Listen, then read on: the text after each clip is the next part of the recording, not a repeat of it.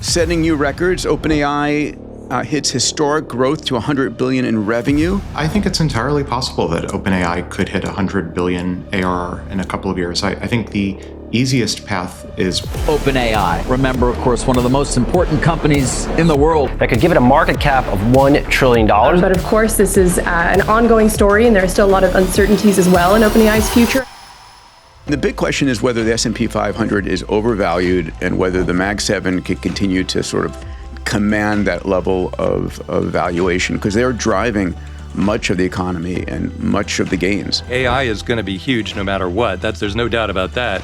But is that scarcity sustainable, or are there going to be many competitors in a race to the bottom and margins will come down? With 800 million subscribers already, half this comes from subscription revenue. That's more or less in the bag. This is really dwarfing all history.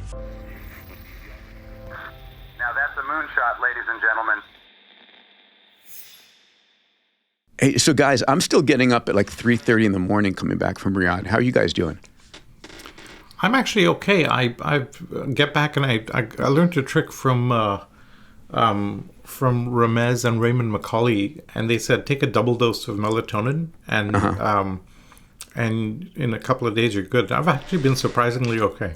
I actually like getting up at 3:30. It's like I've got like 4 hours before anybody else wakes up. And it's like amazing. Dave, how about you, buddy? No, I'm back on schedule. All right, fantastic. I don't think I ever got acclimated to Saudi, actually. So I don't think I slept more than 4 hours straight. What an amazing trip it was. I mean, just to recount 1 second, I mean, spending time with Eric Schmidt and Fei on stage was awesome. Hanging out with Ruth Porat, the president of Google, of Alphabet. I mean, what an amazing woman she is. Any favorite memories from you guys? I have a selfie with Ray Dalio, and I spent an evening late with Balaji talking about, U.S., China, et cetera, et cetera. Oh my God, I had to duck out. I mean, so here we had this dinner in Riyadh that we put together, basically with myself inviting and Dave and Amjad from Replit. And we had Kathy Wood and Balaji debating China versus U.S. And I was like, oh, this is going to be a long conversation. Balaji can talk. Oh boy, can he ever talk. Yeah. He's got some great framings though, right? He talks about the left versus right in the U.S. as scribes versus vibes. Yeah. So the left is scribes, and they're like, crime is down by 50%. And the right is vibes. They're like, well, it doesn't feel good. and it was a really great framing. Having breakfast with Louboutin was awesome. I know, I missed CEO that. Of Intel. Was the biggest miss of the week. I know, but we'll get him on the pod. He said he wants to join in the pod. We'll talk about his time at the White House and his skyrocketing shares at Intel. I mean, it's exciting. Any other favorite memories? Philip Johnston was doing it. He invited me to the SpaceX launch. I had a wedding to go to last night, which was also a lot of fun. But I would have been able to go down and see the launch of the first H100 in orbit. His H100 first chip in orbit. Yeah, that's not a huge amount of compute, but certainly a bellwether for humankind if we go down the Dyson sphere path. So that was really fun. He's a sharp dude. Yeah, and for me, hanging out with Bill Ackman was fun. He's getting involved in some of the stuff that we're doing. And Bob Mumgard, the CEO of Commonwealth Fusion, was at our dinner. So it was great. A lot of great time with Bob, actually. He's deep. He's an MIT PhD in nuclear stuff. So he knows all the details of sustainable fusion. There's a lot about it that I didn't actually realize. So that was There was one thing that he said that blew my mind, because I asked him, when do we have a commercially available reactor? And he said it was looking like 2032. Mm-hmm. And I'm like, how much would it generate? And he's like, about 400 megawatts. I mean, if we have working fusion in 7 years, it's game over, right? Yeah. I mean, I asked some of the fusion guys at X Prize Visioneering, what about Helion, right? This is the Sam Altman-backed company, has a contract with Microsoft. And they're like, they are so secretive. We have no idea what they're doing and what their schedule is. But Salim, one of my favorite moments was our last night going out to the farm.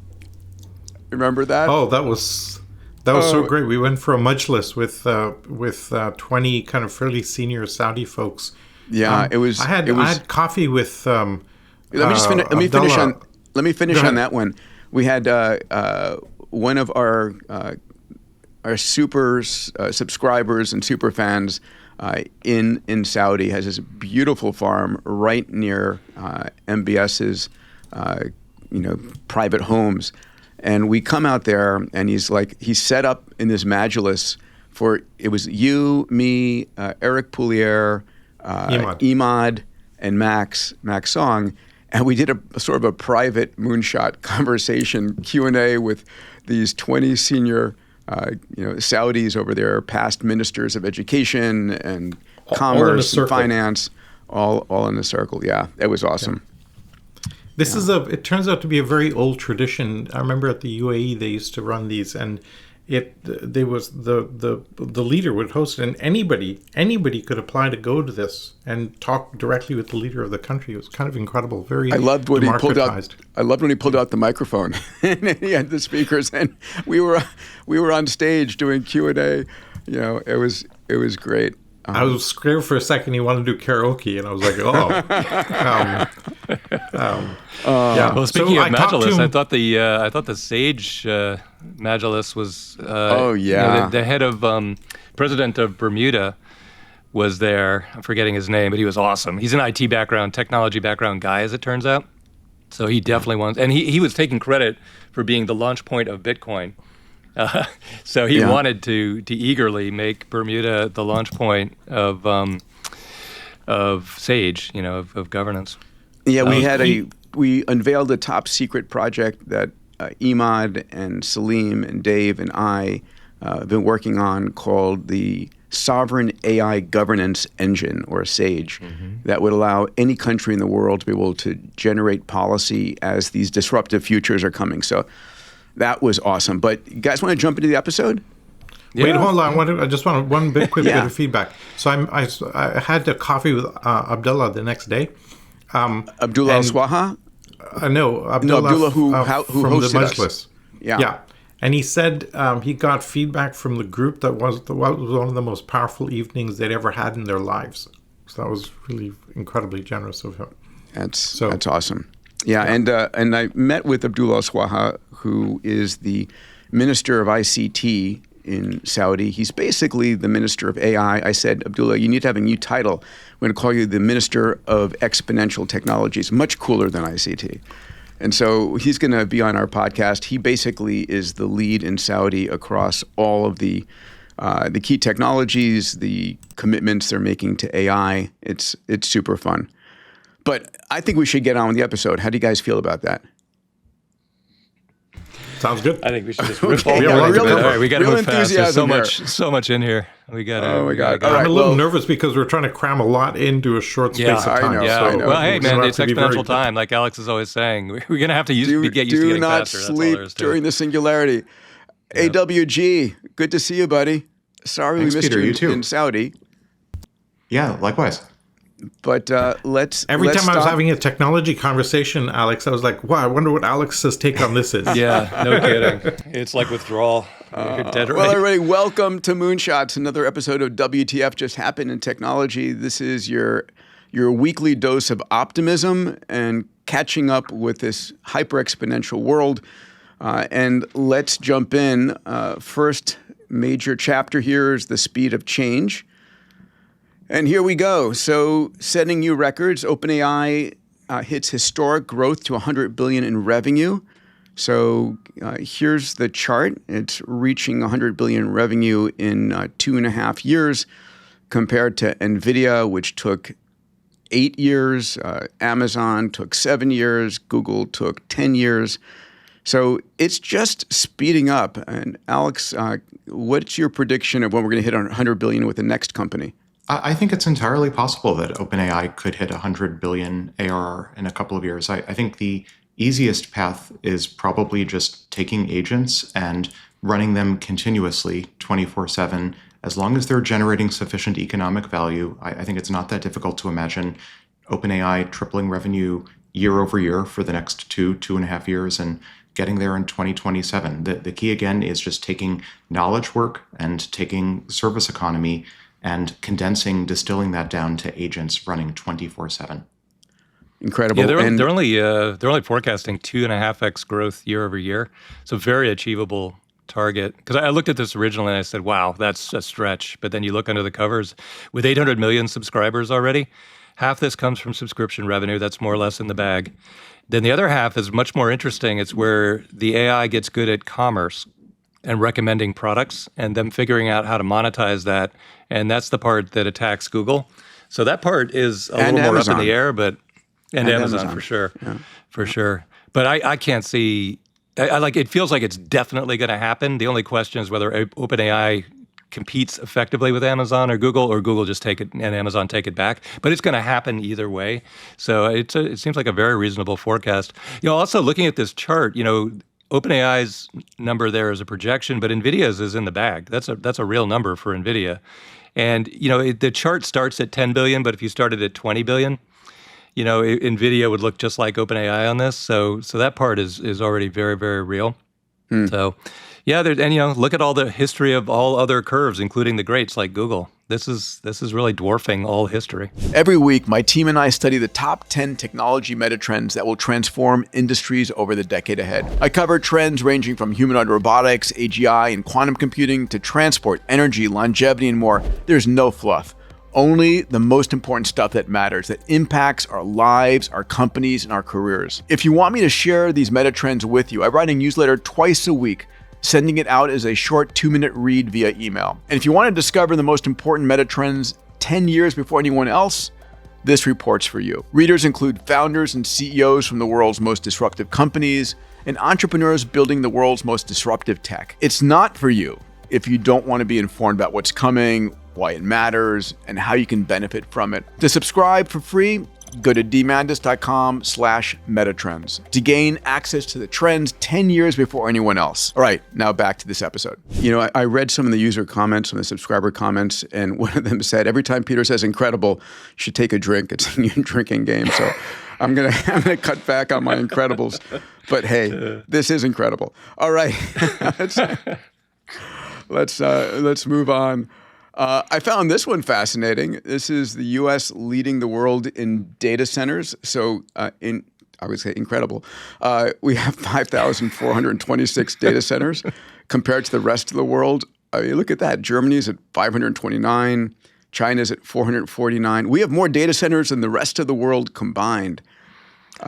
Really Alex, tried to research this, Alex. I want to get your take on this, Alex, because it definitely is juxtaposed with China having massively more power and massively more core manufacturing ability. This one really surprised me, but I couldn't find online any detail behind it.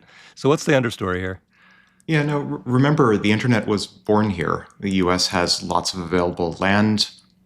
Hyperscalers are largely based here. We have access to capital. I don't think it's that surprising that number of data centers. Remember, this is not the number of AI data centers or the number of NeoCloud or Stargate type data centers. This is just total number of data centers would have a modality in the US.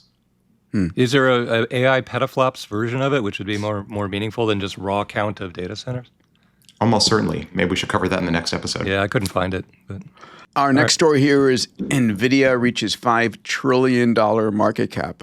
Holy cow. It's up 1,500% in the last 5 years. The market cap is greater than the GDP of every country in the world except US and China. That metric is frustrating because you're talking about the asset value of NVIDIA. The value of the company, if you were to acquire it, is $5 trillion. You should be comparing that to the asset value of countries, not to the GDP of countries, which is already mind-blowing enough. I checked it out. So that makes NVIDIA worth the same amount as Saudi Arabia, where we just were. What a coincidence. It's actually a little more than Switzerland. Like in terms of if you were to try to buy NVIDIA with your own money or buy Saudi Arabia, if they would sell it, the cost of buying the entire country, all the land, all the assets, all the buildings would be the same as buying NVIDIA. And that is staggering enough. We should be comparing apples to apples because it's already mind-blowing. It's right between Switzerland and Saudi Arabia. So if you want to buy Switzerland or buy Saudi Arabia or buy NVIDIA, those are your choices. We're going from nation states to corporate states in a way that's incredible. A few years ago, We looked at getting a bunch of investors together and actually buying a small country on exactly that basis. In that case, it was about 200 million. But then you get a seat at the UN and you have all this access, or you're part of the WTO, and you could really do some interesting things. So that was an interesting. I looked for a historical record, and what I found was General Motors in 1955 was the first company to hit $10 billion. It was during the post-war auto boom. And $10 billion corrected for inflation today is $121 billion. So we're talking about a completely different category, right? 50 times bigger than General Motors at its peak. Well, I'll take the other side of that, if I may. I mean, please. History tells us at any given time that the market values what's both scarce and needed. So we've seen multiple East India companies. We've seen various scarcities, including oil, pop up over the centuries. I would argue that this is actually just a market signal that right now compute is both scarce and needed, but the way the game of capitalism works is this value wants to diffuse over many companies and probably many countries over time. And that diffusion is going to be a net wealth creator. That's very true. I mean, there are going to be so many additional chip manufacturers. We'll talk about some of them here on the pod today. I found this chart particularly exciting, which is the decoupling, job openings versus S&P 500. Those of you looking on YouTube or listening, here's the chart. We see the S&P 500 and total job openings basically mirroring themselves from 2000 through 2023. I mean, exact parallel curves, right? As job openings, total job openings increase, S&P 500 increases, or the other way around. And then in late 2023, we see this departure, and the S&P 500 takes off, and job openings drop from 11 million openings to 7 million openings. And so the question is, what happens in late 2023? Well, if you look at the data, it says ChatGPT gets launched. Let's dive into this one. Dave, you want to jump in? Yeah, well, so I love the storylines that'll end up in the history books as opposed to the news du jour, Taylor Swift type stuff. This is one where very likely that future history books taught in schools, if there are schools, will point to this moment in time and say, what happened here? Because that trend is going to continue. Now, the deniers are going to look at this chart and they're going to say, well, look, that's just COVID, happening, and then a big rebound from COVID, and now we're back to kind of normal job opening levels. Look at kind of history here. But so what happens next is this is either a historic moment if the trends continue, which I think they will, or this is, just sort of like a blip COVID recovery thing. But I think, Alex will look at this and say, yeah, this is the beginning of the inevitable. Alex, divide by zero. I will actually say, much as I'd love to tell a just so story that this marks the beginning of the decoupling of labor and capital, I think this is actually just garden variety changes in Federal Reserve interest rate hikes. In late 2022, as interest rates started to come back down, the market goes up. And as COVID starts to retreat, job openings and job displacements also start to return to 2021 levels. So again, I would love to tell a just so story. This is the beginning of decoupling of labor and capital, but I think that this might just be garden variety I'll give you the policy. opposite. We'll know in hindsight, obviously, but the opposite, if you look at college graduates coming out right now, they're massively sorted into AI people getting incredible offers and everybody else not finding a job, which is very unusual with the S&P being at all-time highs like this. So that would be the counter argument that, well, no, if you're 21, 22 trying to find a job right now, you're really feeling something unusual. And we'll see it later in the deck too, the layoffs at Amazon, while record earnings. So there's some other data points that would indicate that, yeah. I'm on the plus side here. I usually think this, but I think this is a major mark here. Humans have now become optional inputs into this into the economy. That's a big deal. I tweeted out that AI is no longer an industry or a sector. It is the economy. And Elon responded saying AI and robots are the economy, and which is true. One of the indications of the S&P 500 going up is an indication of market confidence, right? Where there's optimism about the future and people are investing. And I've got to believe that's fundamentally true. People are excited about the Mag 7 or 8 or whatever they're up to these days basically taking off and driving their valuations through the roof. Just to flip that aside, though, let's note that most of the gains are just the AI companies, right, and the tech companies. Yeah, the rest of the market is really, really not in great shape.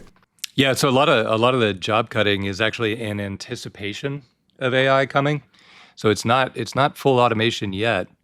But if you look at Amazon as a bellwether for that, Amazon's right in the middle of the AI fray. They have huge amounts of labor in their delivery business, yet they have this massive data center and AI business. So that'll be the bellwether on whether the true automation kicks in. And I think it's very real if you look at the numbers coming up in the slides here. I mean, the big question is whether the S&P 500 is overvalued and whether the Mag 7 can continue to sort of command that level of valuation, because they're driving much of the economy and much of the gains. Dave, what do you think? Well, Leopold actually, he went long Intel and long Broadcom, but he shorted the semiconductor index as a whole. And I didn't dig in on that until yesterday, but that's 20% of that is NVIDIA that he shorted when you short the whole sector. So that would be the argument that, look, if the whole thing is gonna collapse, it's because NVIDIA in particular is valued like Switzerland more than Switzerland, and is that rational? And I think Alex is dead right. Right now NVIDIA is right at the crosshairs of the true scarcity. AI is going to be huge no matter what. There's no doubt about that. But is that scarcity sustainable, or are there going to be many competitors in a race to the bottom and margins will come down? It's going to diffuse, right? We're going to go. It's going to be Broadcom. It's going to be AMD. It's going to be Qualcomm, and it's going to be a whole bunch of chip manufacturers. So it will diffuse, but we'll see sort of the peaks, perhaps, of NVIDIA. Well, really specifically, too, NVIDIA is, Mellanox is interconnect is 1 million coherent GPUs operating on one big problem. But most of the industry is inference time. Inference time doesn't need any of that. And so, we'll get to that later, actually. Right. But that's the risk. I found this clip by Geoffrey Hinton, right? Nobel Prize winner Geoffrey Hinton was on stage at my Abundance Summit. I've invited him back to join us on a podcast. Let's see if he takes it up. And all of a sudden, he has been so concerned about digital superintelligence, and he put forward an optimistic view of AI. Let's play this clip from Dr. Hinton, and then let's chat about it. More optimistic than I was a few weeks ago. Really? Yes. And it's because I think there is a way that we can coexist with things that are smarter and more powerful than ourselves that we built. Because we're building them, as well as making them very intelligent, we can try and build in something like a maternal instinct. The mother can't bear the baby crying. The mother really, really, really wants that baby to succeed and will do more or less anything she can to make sure her baby succeeds. We want AI to be like that. All right, Salim, a mothering instinct in our superintelligence. I mean, I buy it. I'd love that. I want this, this digital god to be sort of loving and warm and supportive and uplifting of all of humanity. How do you feel? What you often find when something brand new comes along, the first instinct is to freak out, right? And remember, you identified this in your abundance book, Peter. We have this amygdala that goes nuts because it's on a survival bias. We are geared for 4 billion years to scan for danger and then run, right? And when we see something new, like an autonomous car, the first reaction is, "Oh my God, car might kill somebody. Let's ban the car until we figure it out." And Brad Templeton used to joke, we don't want to be killed by robots, we'd much rather be killed by drunk people, which is what's happening today. And so you have to get over that curve and let the evidentiary basis of the elegance of an autonomous car come to you.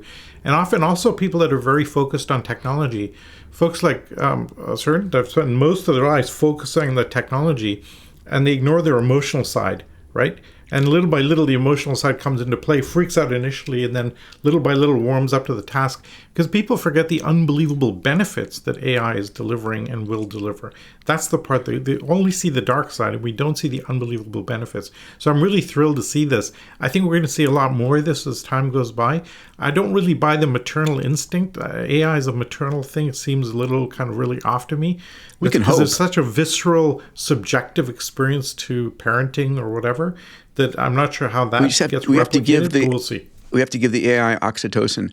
Alex, what do you make of this? Yeah, I think it's difficult to buy. This seems to be an argument premised on what in the AI alignment research community is called the orthogonality thesis, that it's possible to have intelligent agents of arbitrarily high levels of capability that nonetheless can be directed to pursue any goal. In this case, it seems like Jeff is basically re-articulating the orthogonality thesis with perhaps a veneer of digital oxytocin, as you said, Peter. I think that's unlikely and probably not that robust a means of an alignment for superintelligence. I think if the goal is to have a more robust guarantee of intelligence, approaches that acknowledge instrumental convergence being the idea that no matter what your long-term goal is, you tend to have certain convergent common short-term goals. I think instrumental convergent type approaches are more likely to guarantee or provide robust guarantees of friendliness. So James Miller wrote, I think, an excellent essay called Reasons to Preserve Humanity on Less Wrong that enumerates a couple dozen different reasons for why superintelligence should play nicely with humanity out of self-interest, not out of some sort of oxytocin-induced, surgically added reason that's sort of artificial. All right. Well, I want to say one more thing about Jeffrey, just really quick. He did a podcast with Jon Stewart a few weeks ago, and laying out, and Jon Stewart kind of said, "I'm a newbie. Take me through deep learning and the whole framing of neural nets." And it was an absolutely brilliant episode. If you want to understand a little bit about deep learning, back propagation, etc., he did an amazing job at laying that out. All right, I'll take a look at that. Here's our next story. Deep fake of Jensen Huang draws more views than the real one. I found this absolutely fascinating, and I want to share this video. And what we're going to see here is there's an official NVIDIA channel, which is showing Jensen's presentation. It peaked at 12,000 views. And then there was a fake live stream that peaked at 95,000 views. Let's take a look at the fake live stream. Cutting-edge hardware with decentralized finance. It's about proving that crypto works reliably, globally, and for everyone. Couple things to keep in mind. Only use the QR code you see right here on the GTC broadcast. Don't trust any links floating around online. They're not us. I love that. the fake broadcast saying, don't trust anything else. That's hilarious. You know, the numbers are pretty staggering. It's $1.5 billion lost globally for deep fake related fraud since 2019. And only 24.5%, according to the numbers here, of people can actually spot deep fake quality. And AI detectors fail up to 50% of the time. So this is going to be a thing. This is going to be a thing. I think reality may have just lost the algorithm war.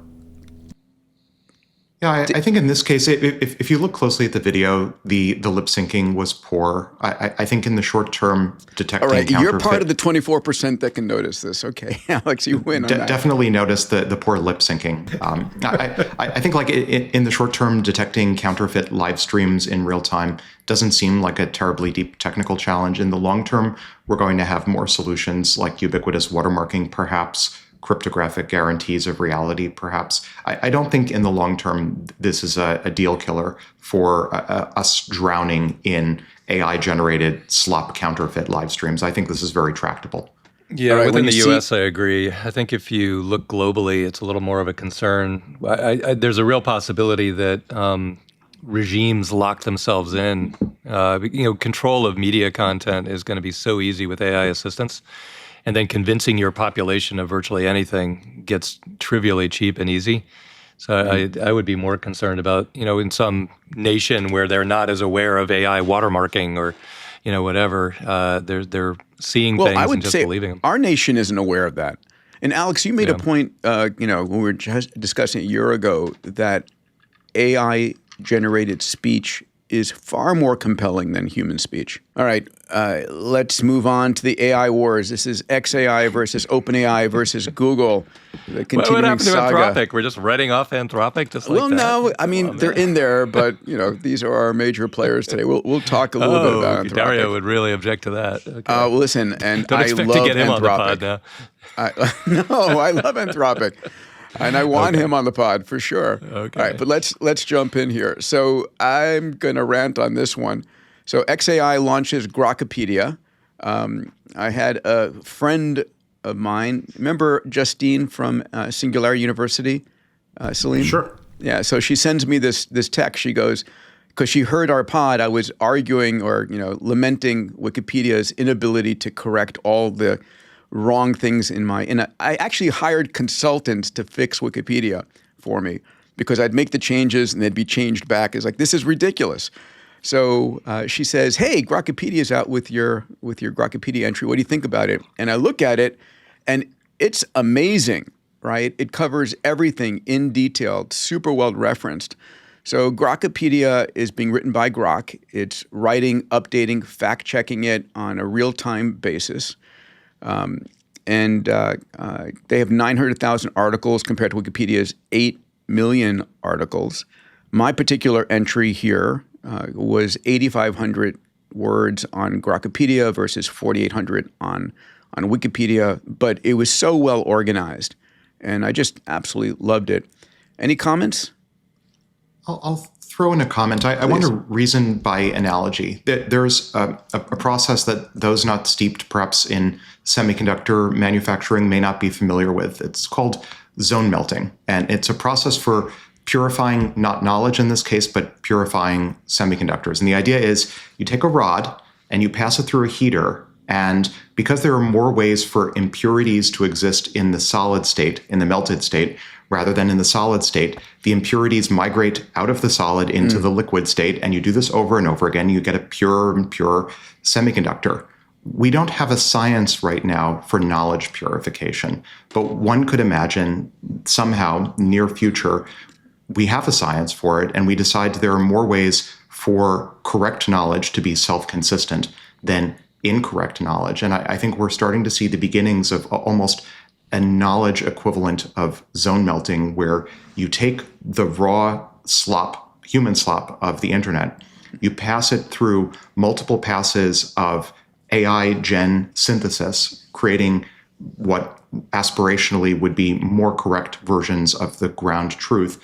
Do this over and over again, and maybe aspirationally, because there are more ways for the truth to be self-consistent than whatever the starting knowledge was, maybe we arrive at some sort of ground truth through this result. I don't know, cool. But it would be interesting if that ended up being the case. That's Elon's objective, right? Basically trying to, from first principles, derive truth. I put a quote down here. He says, from Elon, says, a step towards XAI's goal of understanding the universe, which I have two comments. Please. One is, Peter, I've talked for a long time and written in the book that staff on demand and a community doing work is essentially a proxy for AI. Yes. Right? Driving is a great example. But now we see it actually applied. If you take a Wikipedia article, for a human editor to go through and track down all the links and ratify everything, it's just a pain in the ass, and it's not the strength of a human being. Whereas an AI can do this without even blinking. I think that now propagates to a level where Wikipedia with an AI interpretation, per Alex's metaphor, which I think is absolutely fantastic, now gives us the ability to have closer and closer to pure truth. I never quite understood what Elon was talking about when he says maximizing or truth-seeking maximizer. But now I'm starting to get a sense of it, and it's absolutely brilliant. It's fantastic if we can get it there, because it can cross-reference all the stories and cross-check things in a way that no human being will take the time to do, and it'll do it much more accurately. Well, what Alex just described is really, really similar to the original Google PageRank algorithm, where it's just starting from nothing, iterating That's a great between point too. A reference link and a site, and assigning credibility back and forth in this self-annealing process, a simulated annealing process, and it worked. I mean, they don't need it anymore because they have so much data flowing in. But when they were just a little startup bootstrapping, it worked really well. So Alex's This is idea also my actually might comment. work. This is also my comment. I use PageRank as an example when people ask what is AI, etc. And I say, look at PageRank. It's evolving a completely separate type of intelligence for crawling billions of pages, making sense of it. That's very orthogonal to the way human intelligence works, not replicative. So I think AI tends toward this totally different type of intelligence of mass crunching data and finding signal from noise in a way that we're not designed to do at all. Well, just thank you to Justina Zander for pointing this out to me. I'll also mention real quick, I checked, and turns out Wikipedia has a budget of $170 million a year. About $100 million of that is labor, paying everybody to do this work. Some of it's voluntary, a lot of it is not. All right, let's move on. Just a shout out to Jimmy Wales for creating Wikipedia and managing for all these years. I mean, what an unbelievable gift to humanity. I mean, we're watching the transition from the Encyclopedia Britannica to Wikipedia to Grokpedia. But Grokpedia was low-hanging fruit. Any of the AI companies could have taken this on. And I think it's going to become pervasive. I know I'm standing up a new website for Diamandis.com, and the very first thing I'm putting at the top is my Grokpedia link, right? You want to go deep? There it is. So true to AWG's vision, this is an important conversation. And Alex, I actually read this paper. So this is a new AGI benchmark, which gives ChatGPT a 57%. But I would prefer if you explained it because it's pretty amazing. And Salim, this one's for you, buddy. Finally, we have a definition of what AGI is and how to measure it for the first time ever. This was a paper that was co-authored by Eric Schmidt as well. And it's a pretty powerful concept. Alex, would you take us through it? Sure. So there's an enormous cottage industry of AI researchers trying to define what intelligence even is. I've been guilty of that in past years as well. My bias has always been to look for a universal, elegant definition of what intelligence is that isn't necessarily grounded in human behavior or human psychology. This paper, and as Peter, you mentioned, we know a number of the co-authors on this paper. The basic idea behind this paper is to do the exact opposite. Instead of trying to look for some human agnostic definition of intelligence so that we can build more of it, the idea is instead to look at human psychology. So there is a theory that's popular in human psychology. It's called the Cattell-Horn-Carroll, or CHC theory, that decomposes human intelligence into 10 different factors, like the ability to reason quantitatively or to do visual processing. So the idea behind this paper is to define a benchmark that's directly inspired by the CHC theory to decompose intelligence of frontier models into 10 different categories with various subtasks associated with each category. And the main upshot of benchmarking GPT-4 and GPT-5 Auto, critically not GPT-5 Pro, according to my reading of the paper, the main upshot is, surprise, intelligence is jagged. The frontier models are stronger at some skills, weaker at other skills. Whereas the archetypical human would perhaps have a more uniform distribution of their skills across these 10 categories. But I would add the important caveat, again, just based on my reading of the paper, they didn't actually benchmark the bleeding edge frontier models like GPT-5 Pro. For those looking at this on YouTube, you'll see these 10 different categories. These are human-like skills, knowledge, reading and writing, math, reasoning, working memory, memory storage, memory retrieval, visual, auditory, speed. And they're benchmarking GPT-5 and GPT-4 against those. But it's a measurable benchmark, right? I mean, the other option is the pornography definition. We'll know AGI when we see it. Dave, what do you want to add on this? I'd love to get Alex's take. So I assume a 10 on each axis on this radar chart is human. So you're trying to match the outer ring here, but it's all humans. I mean, no human is going to match 10 on this. Maybe a quote unquote well-educated adult. Okay. Yeah. Okay. Well, it's going to be the difference between the best human and an average human is a rounding error in the grand scheme of AI. It's almost identical actually, but it's so asymmetrical, and I don't understand the memory and storage axis and the speed axis. That one is surprising, how can you say right? the best AI is miles behind humans in speed? I don't quite get that. That was the part that struck me also. Speed seemed off. So when you make a query, to do something, your AI goes off and thinks about it for a while before it comes back with an answer. That is speed. A human, if I ask a question, Alex will typically not go away for 5 minutes and think about it. He'll give me at least his version of an answer right off the bat. But memory, I found incredibly, perplexing because I thought these AIs have incredible memory. Alex, what's your take on speed and memory? Yeah, based on my read, the memory storage axis corresponded, or the deficiencies thereof corresponded roughly to the fact that off-the-shelf vanilla language models and foundation models have a finite input context window. Mm-hmm. So if you ask them questions that reference older information, by default, unless there's some sort of compression or memory compactification or RAG type mechanism, they don't have the ability to remember things that you told them a long time ago. But again, I want to caveat this benchmark. I love benchmarks in general, as I mentioned previously on the pod, but these are off-the-shelf models without any agent bureaucracies on top of them, without prompt optimization, without even access to bleeding edge reasoning efforts. This is just, if you read the paper, it's just GPT-5 auto. So I'm wary to put my finger on certain deficiencies as being in any way indicative or instructive of the limitations of AI. Meaning there are other models that would perform much better on these 10 parameters. Or light modifications of existing models that, as with RAG, retrieval augmented generation, make them superb at certain skills.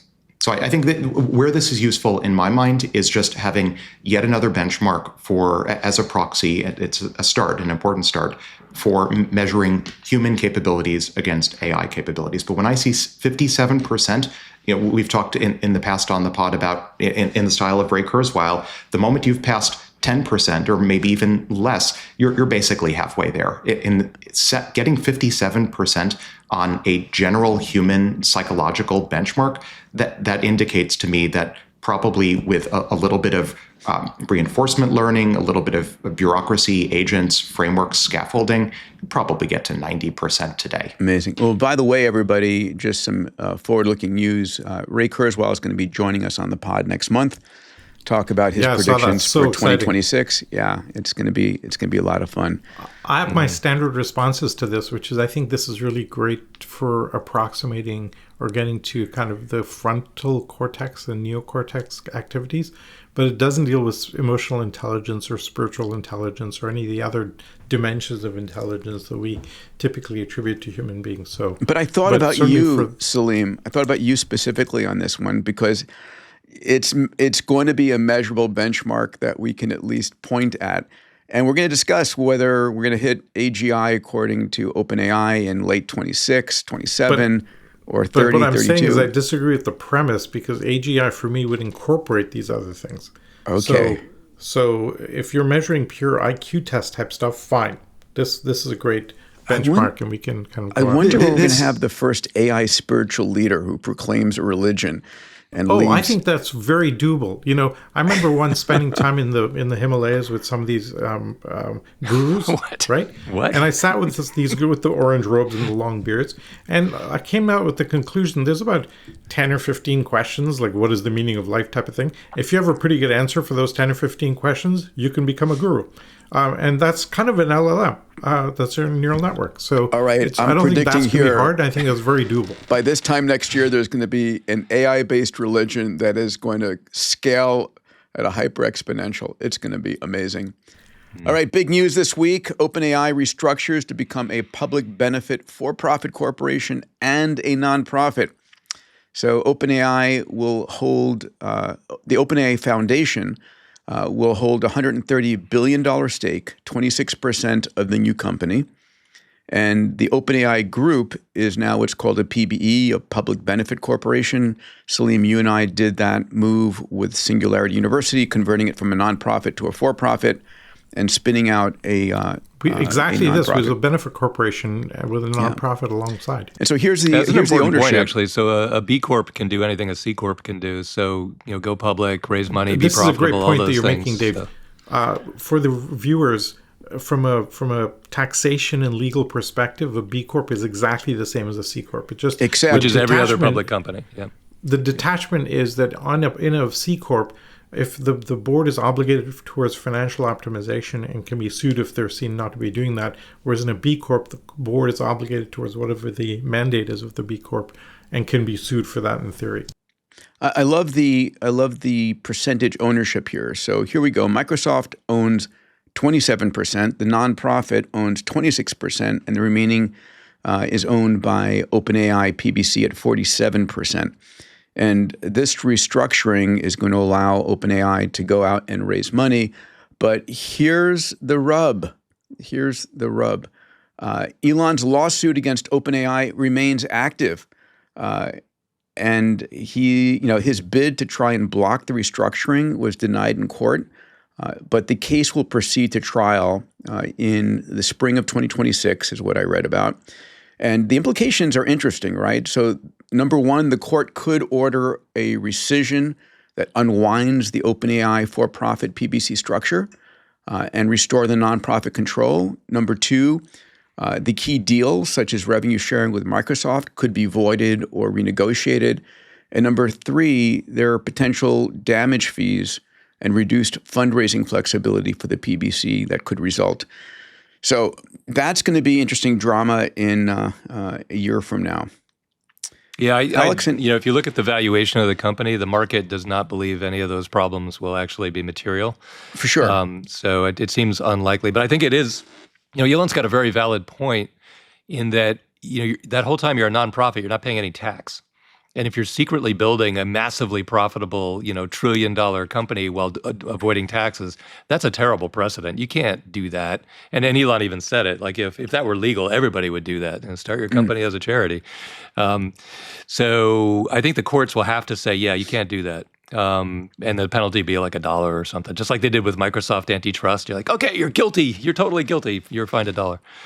They were fined $1? $1, yeah, that was the whole Microsoft, the whole kill Netscape, destroy the entire Mark Andreessen, you're out of a job. Like, what's the cost? $1. Wow. The same thing happened, by the way, in the 50s when Goodyear and GM banded together and bought all the train tracks in LA and ripped them out and privatized them and just ripped them out. In the court, there was an antitrust and they got fined $1.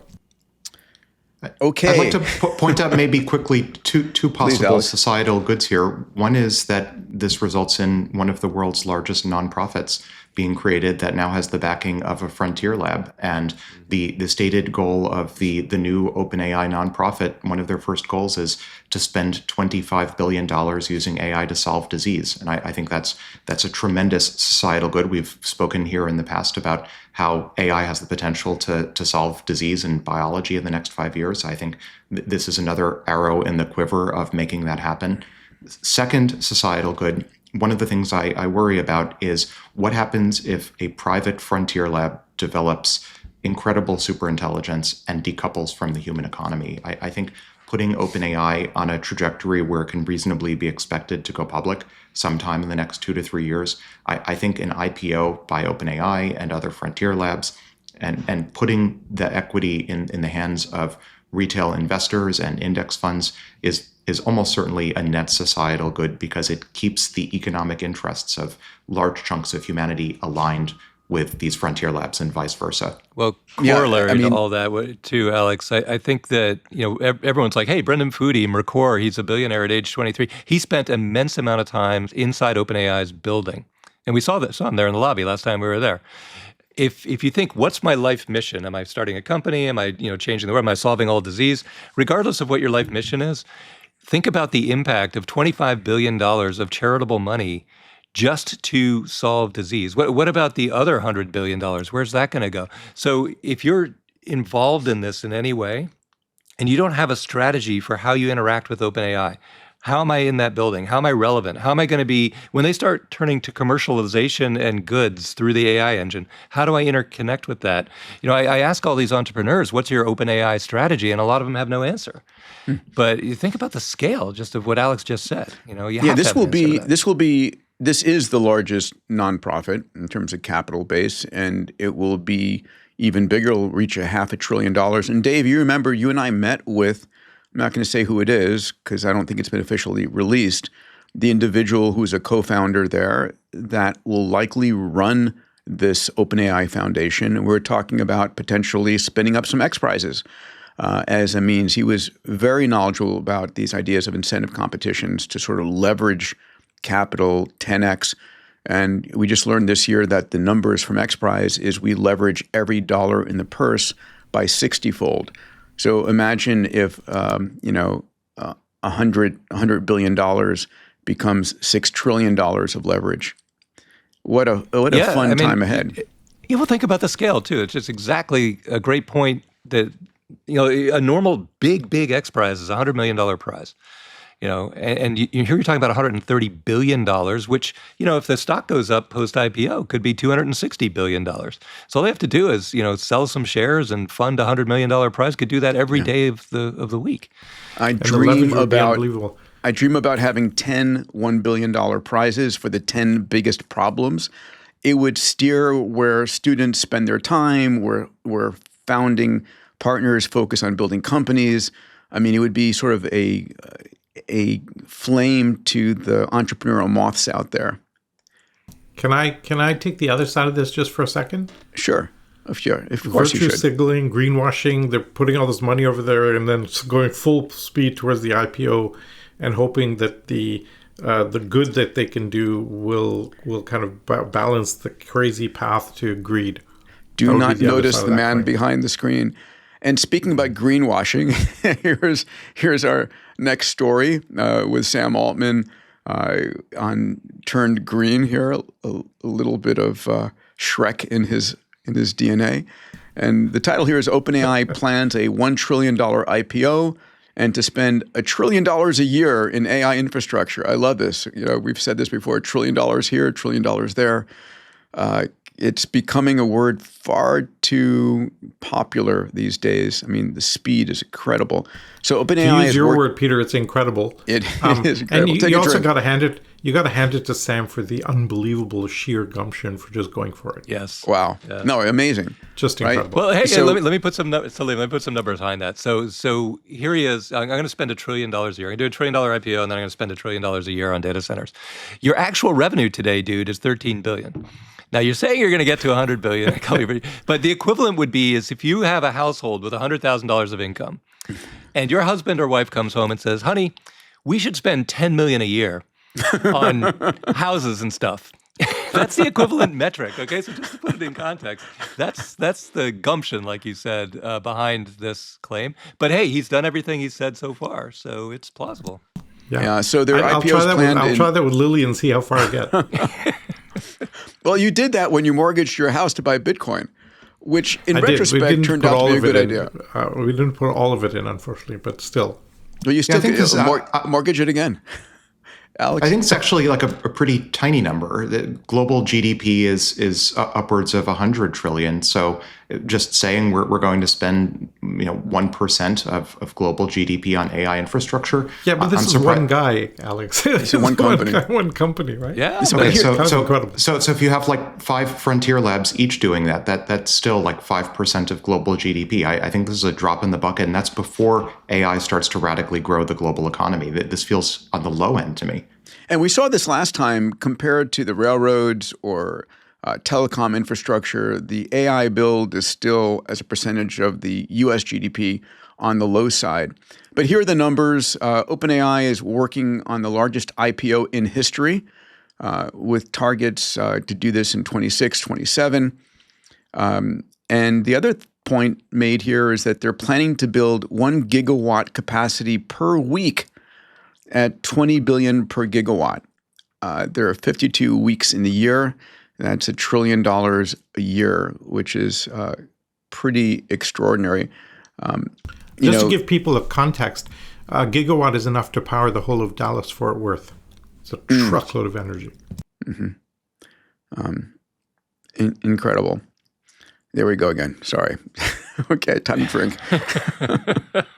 This episode is brought to you by Blitzy, autonomous software development with infinite code context.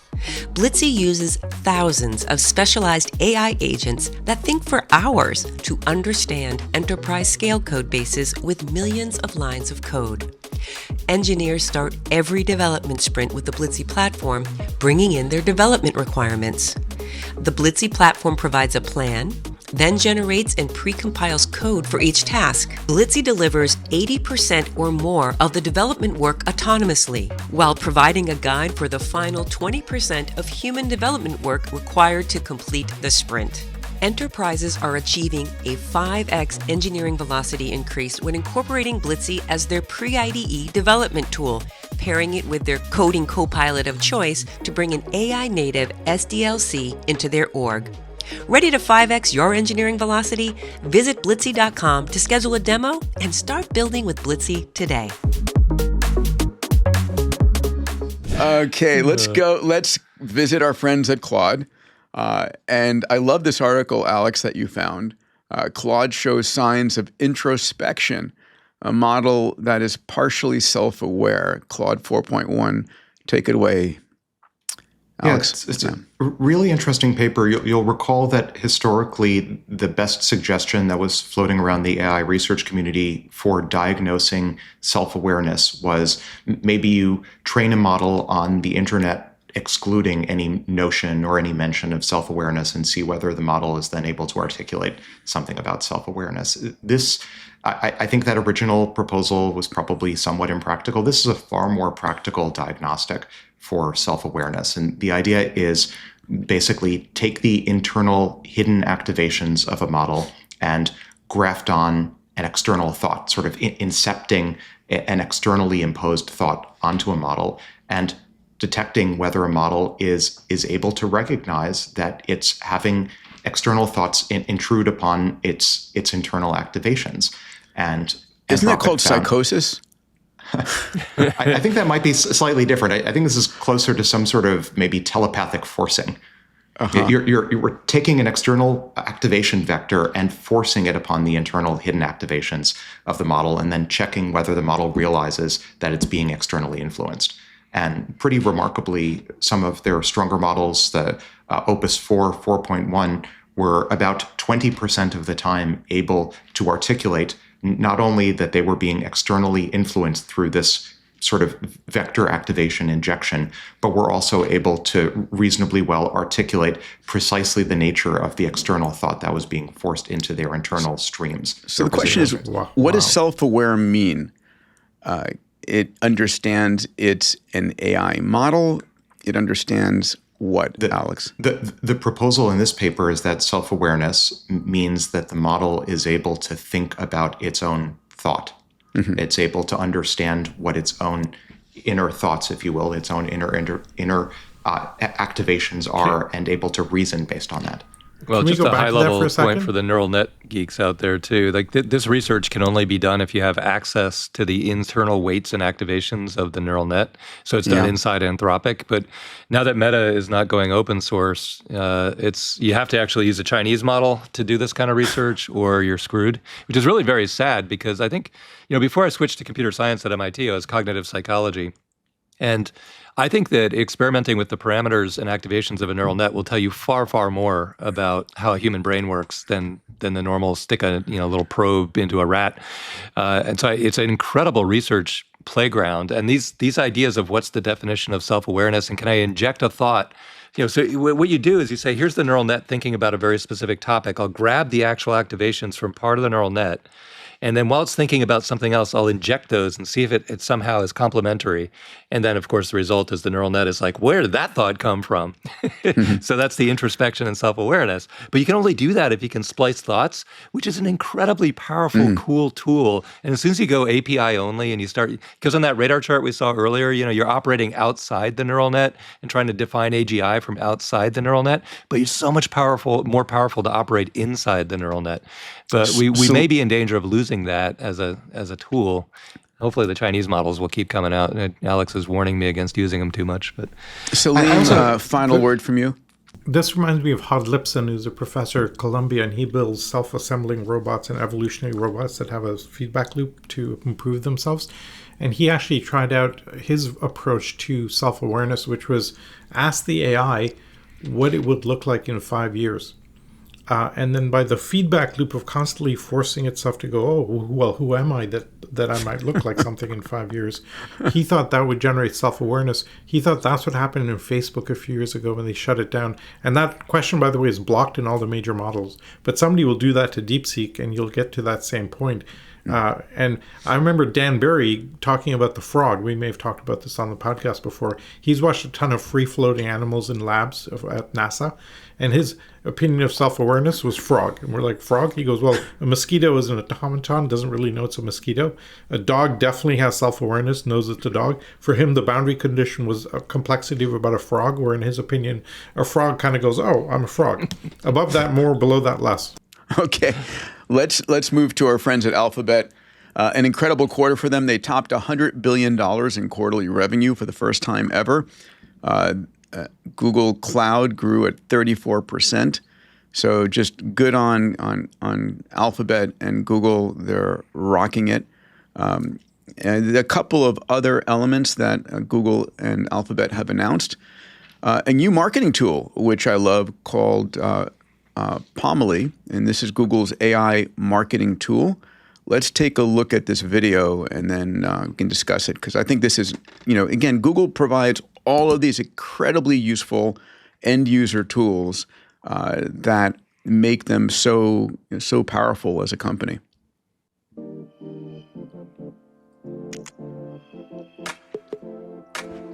So Pomely will understand your business DNA and prompt your own campaigns or get suggestions. All right, bottom line. Music. Yeah, bottom line, this is an AI tool from from DeepMind that helps small businesses create on-brand marketing campaigns. So Pomely will analyze your business website, learn the tone, the color, the style, to create ads that match that brand and generate ready-to-use posts that can be edited in the tool. So they're basically helping their customers who are advertisers do better advertising. I think super smart. Any comments on this, Dave? Well, before Google had AdSense, they thought they were going to hire 10,000 salespeople and be kind of like Lycos and AltaVista. Nobody remembers all this, but there was a very, very smart original employee there, an Iranian guy, who said, "Hey, why don't we create an auction marketplace and people can just come and bid on Google, and we'll open it up to the economy. We'll democratize it. We'll make every entrepreneur in the world able to thrive along with Google." And it worked incredibly well, and that created the Google we see today. They're going to do that again with all these tools. Gil Elbaz created that engine, right? Incredible. Oh, there I go again. Incredible. Yes. So hey, you just drinking as games. they roll these capabilities out. I just want to point out the latent trading ability of people in the Middle East is off the charts. And when you apply that to kind of deep internet paradigms, that's kind of incredible. What this struck me as was another example of, Peter, in our book, Exponential Organizations, we have the concept of interfaces, right? And Google AdSense succeeded because you automated the supply side and the demand side of the ad business. And this is now pushing the boundaries of that further and further into the creative process. Just to comment, Peter, on this as well, I think the elephant in the room here is that the visual ads that are being generated are not being generated pixel by pixel. I've spoken on the pod in the past about how in the future user interfaces, I think, are just going to be every pixel is purely generative. In this case, it's almost charmingly retro in the sense that it's not pixel by pixel generated. It's vector graphics. It's images and photos clipped from the original underlying website. And I think the elephant in the room that it's not purely generative means that it's going to be ultra low compute cost to generate. And that is suggestive that we may live in a very near-term future where display ads on the internet are generated on demand because it's relatively compute expensive at the moment to generate a custom image pixel by pixel for an ad, but it's relatively lightweight. I love that. especially as agents are cruising all of my tabs on my search engines and listening to my conversations. They know exactly what I want in that moment and can generate an ad to influence me until such time that I just give my AI permission to do all the buying, in which case it's game over for advertising. Well, you know what else is charmingly retro in all of this? Hold on, Peter, you've hit on something unbelievably huge here. Okay, what's that? All of this is assuming a human consumer, right? Yeah. And very quickly, we're going to go through that. Yeah. I remember having this conversation with, we were advising Procter & Gamble, and we did a workshop with them, and they're like, spend a huge amount of R&D on what color should the Pampers box be to attract some design at what level. I'm like, well, my wife has an Amazon subscription to diapers and doesn't care what the box says anymore. And they're like, huh. And it's just the dissonance between the old way and the way that you're talking about. Once we have our own AI interfacing, it changes everything. I think that also has to be taken into account. So maybe this is just a short-term thing. Yeah, and Jarvis will just Jarvis equivalents take over. Jarvis will buy everything I need because it knows when I'm running out, and it knows what the best quality is, and it doesn't really care what the ads say. All right, let's move on in the Googleverse here. So we're seeing Google AI Studio introduce vibe coding. So vibe coding is now available on Google Studio, no coding or API needed. Dave, do you want to take this one, or Alex? Well, it looks a lot like Replit and Lovable, so we'll see how that shakes out. This is the big guys stepping on the toes of the little guys. Yeah, I used it. It was a fantastic experience, and I think somewhat differentiated from the vibe coding, the in-browser vibe coding experiences from OpenAI or Anthropic. For one, it creates multiple files. If you ask it to create an app, it's not just sort of fixated on a single self-contained file, so it can create multiple files of code, which is very important for certain sorts of apps. So I ran it, of course, through my favorite eval for vibe coding, which is create a visually stunning cyberpunk first-person shooter. And it created a visually stunning dashboard, sort of an intro lobby dashboard for the FPS, but I had to prompt it to create the rest of the game. But it was what it did create was visually stunning, and I think it's a promising first step. I am curious what the interaction with Replit and Lovable will be. We spent a few days with Amjad Masad, the CEO of Replit, and I've been playing with Replit on my phone and computer, sort of vibe coding different apps, which is fun. One of the things, I had a long conversation with Jack Hittery while we were in Riyadh, and one of the things that Jack said, which I love, is every morning, instead of becoming a consumer, become a creator. Right. So, usually I get up and I'm reading all of Alex's texts on all the breakthroughs that he found last night. And I'm just constantly, as all of us are, consuming hundreds of articles over the course of the week, maybe 20 or 30 per day. And Jack was, no. Every morning I'm going to vibe code something. Every morning I'm going to create something. And I think that creator mindset is so critically important for us to be using. So a conversation with your AI and creating something every day would be super fun. Always creating. I was creating an app on my phone last night to remind me to take my pill packs, because I have 5 pill packs a day. And so it will now text me in certain windows and remind me, did you take your pill pack? And then I can dismiss it if it didn't. So it's sort of an adjunct to my health.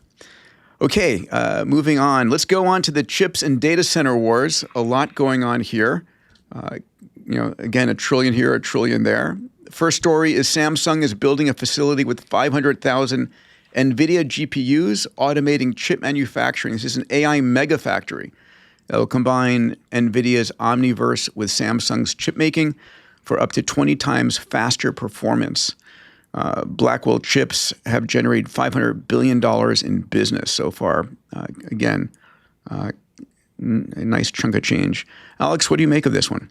This is what recursive self-improvement looks like, Peter. This is GPUs, AI being used to optimize chips to make more AI. And there are so many applications ranging from computational lithography to fab optimization for this. I think when I've spoken in past of the innermost loop of civilization looking like some linear combination of chips, robots, data centers, power sources, all of these, this is what the innermost loop of civilization spinning faster and faster looks like. This is the economy, right? That innermost loop is the economy going forward. Certainly the future of the economy. Yeah. You know, I did some reference checking here. So 500,000 NVIDIA GPUs that will draw somewhere between, a quarter to 0.4 gigawatts of energy.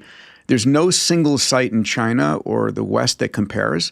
So the Chinese top centers topping out at 10,000 to 35,000 GPUs. And in the US, clusters like Azure and Meta are ranging from 30,000 to 55,000. And this is 500,000. Wow. Does this mean the machines are now basically manufacturing their own evolution? Is that basically where we're going? Absolutely. Yeah, that's the right way to think about it for sure. Wow. And also, the fabs, the AI fabs themselves have always been automated. They're all roboticized on day one, but it's the periphery around that, turning it into a data center or feeding the front end of the fab, that a huge amount of investment opportunity there. To close the inner loop. I think Alex really should write a book, if books still exist, with that title. But it's such a brilliant insight. But there's so much leverage in the inner loop. And if you focus on, okay, where are the bottlenecks on the innermost inner loop? And you're going to find that it's the chip getting out of the fab and into a data center and actually doing something useful. That's where most of the bottlenecks are now. Huge roboticization and energy. Yeah, and that's in the feeding on the front end of it. Yep. All right, here is a fun conversation, an article. Extropic creates thermodynamic AI chips combating industry's energy crisis. This comes from a friend of ours, Gil Verdon, who's been on my stage at the Abundance Summit. He's been on our podcast here. And he's talking about a breakthrough in hardware, a technology called thermodynamic sampling units, TSUs, that are using 10,000 times less energy than GPU-based systems, using probabilistic bits.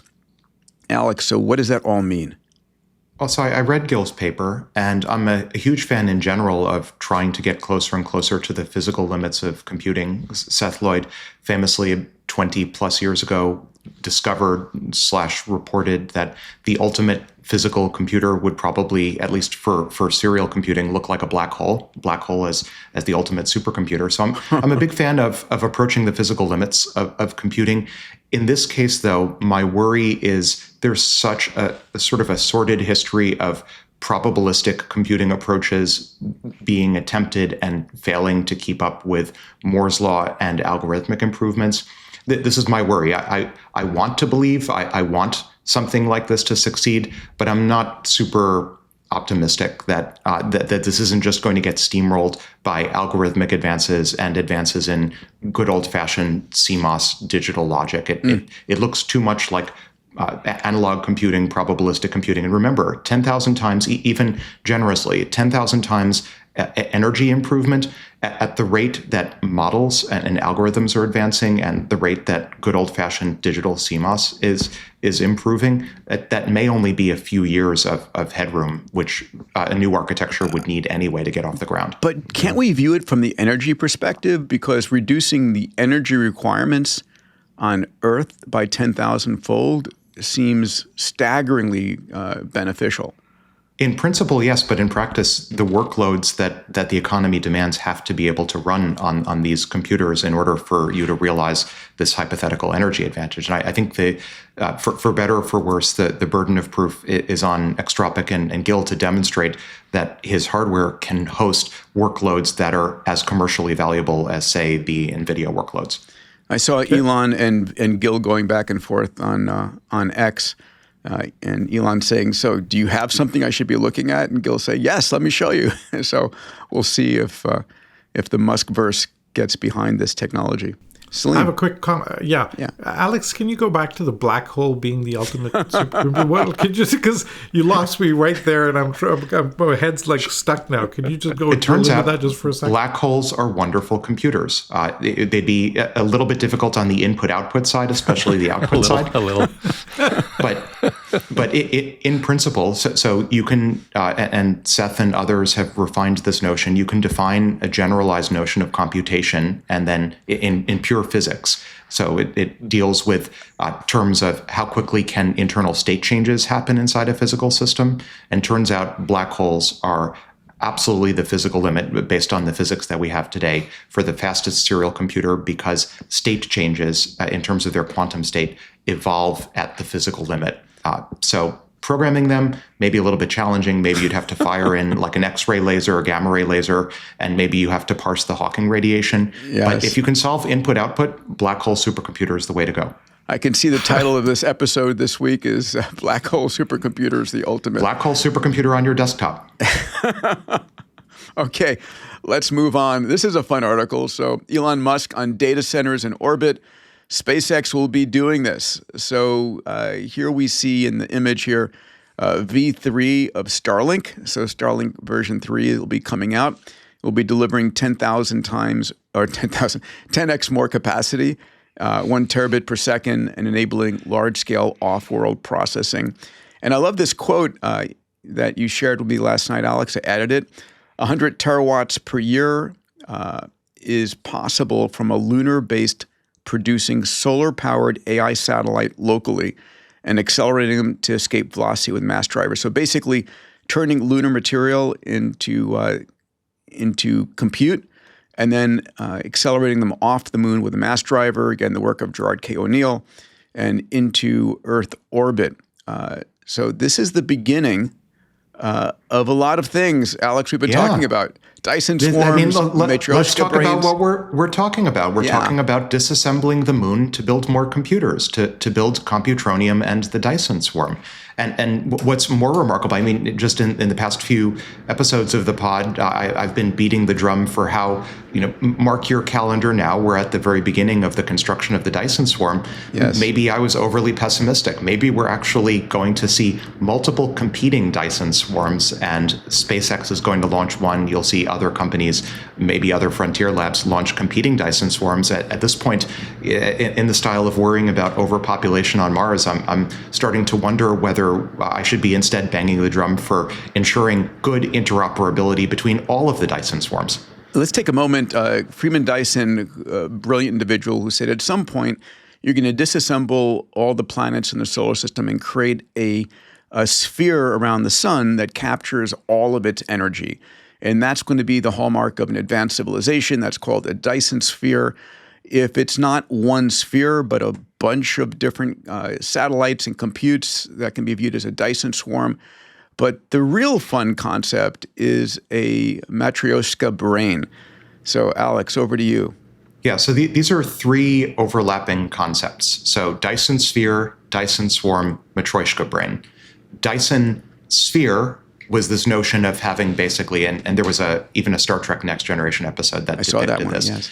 A solid sphere at roughly Earth radius from the sun that lots of people perhaps could live on the interior of and enjoy nice environments and things. Probably not practical from a material science perspective. The stresses would be enormous. That's Dyson sphere. Dyson swarm says, let's, rather than having this be a solid enclosure that's rigid, let's instead have this be lots of orbiting satellites that are nonetheless collecting the energy from the sun.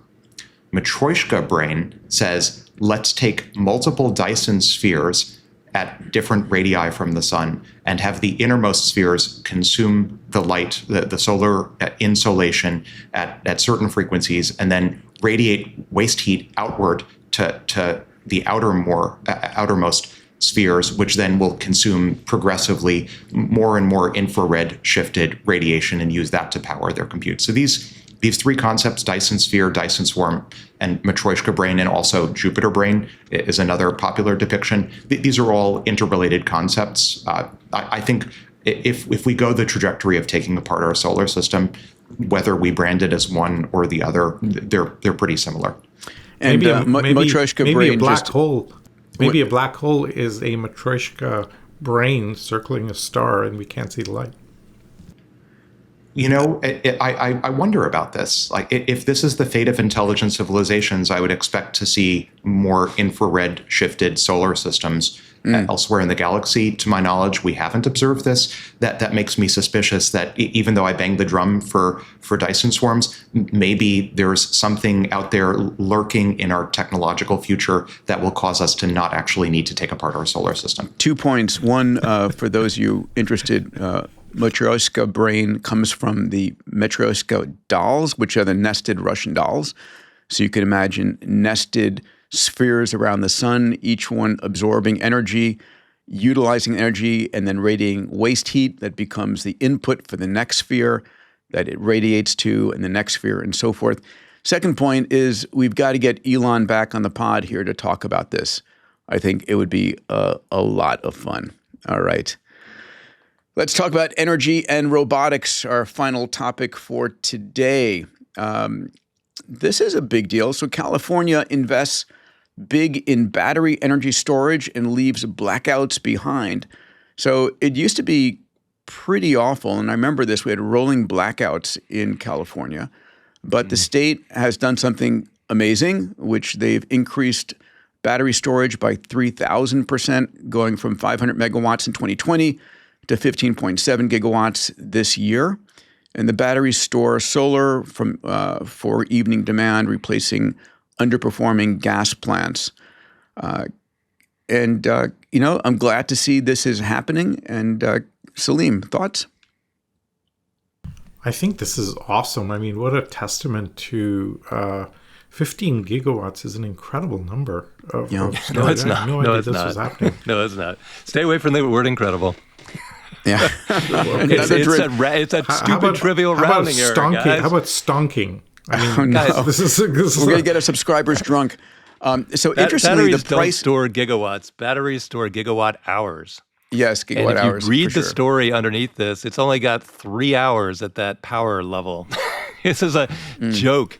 This is just like this is like all of Alex and my interactions with government, trying to do things that sound important, that are these stupid little edge rounding cases. This at peak load for California, this is 1 hour of storage, and on a typical day, they can store up to about a day of an average. All right, but let's take a look at the numbers, right? So blackouts have been cut by 90%, from 15 a year to 2 a year, which is great. And here's the problem: we're going to see the CPI of electricity just skyrocketing, right? So the price for electricity was 22.5 cents per kilowatt hour in 2020.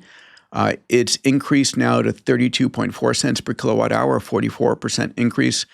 And if we continue to make, the demands that we have on data centers, there's going to be a problem. The proverbial, shite's going to hit the fan sometime soon.